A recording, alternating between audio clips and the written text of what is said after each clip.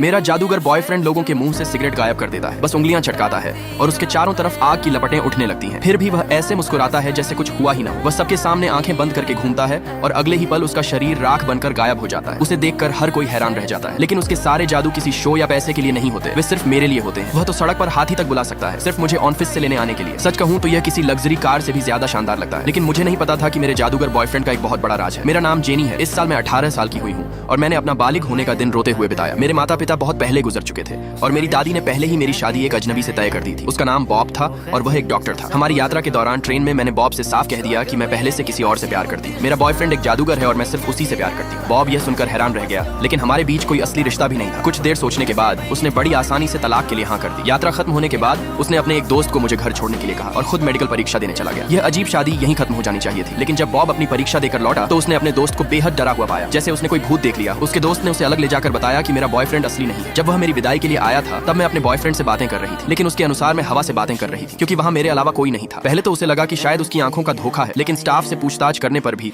यही पता चला कि वहाँ कोई दूसरा व्यक्ति मौजूद नहीं था। डॉक्टर होने के नाते बॉब ने तुरंत अंदाजा लगा लिया कि शायद मुझे कोई मानसिक बीमारी है और मेरा बॉयफ्रेंड सिर्फ मेरी कल्पना का हिस्सा है। वह जानता था कि मेरी जैसी स्थिति में लंबे इलाज की जरूरत होती है। अगर मेरे भ्रम को अचानक तोड़ दिया जाता तो इसके गंभीर परिणाम हो सकते थे। हालांकि वह मुझे केवल कुछ दिनों से जानता था, फिर भी उसने मेरी मदद करने का फैसला किया। वह पहले मुझे समझना चाहता था। उसे पता था कि उसी दिन मैं अपने बॉयफ्रेंड के साथ भाग जाने वाली हूँ, इसलिए वह तुरंत रेलवे स्टेशन पहुंच गया। उसने मुझसे झूठ कहा कि तलाक के कागज पूरे होने में अभी कुछ दिन और लगेंगे। अगर मैं उससे पहले चली गई तो उसके परिवार वाले उसे मुसीबत में डाल देंगे, इसलिए मैंने कुछ दिन और रुकने का फैसला किया। मैंने तो बॉब की मुलाकात अपने बॉयफ्रेंड से भी करवा दी। जाहिर है बॉब को वहाँ कोई दिखाई नहीं दिया, फिर भी उसने खाली हवा की तरफ देखकर विनम्रता से नमस्ते की और यहाँ तक कि मेरे बॉयफ्रेंड की तारीफ भी कर दी। इसके बाद बॉब ने मेरा इलाज शुरू करने का फैसला किया, लेकिन उसे सबसे बुनियादी तरीका अपनाना पड़ा, दवाइयाँ। और उन्हीं दवाइयों में एक बड़ी समस्या छिपी हुई थी। वे लगभग मेरे जादूगर बॉयफ्रेंड की जान ही ले बैठी। आहा।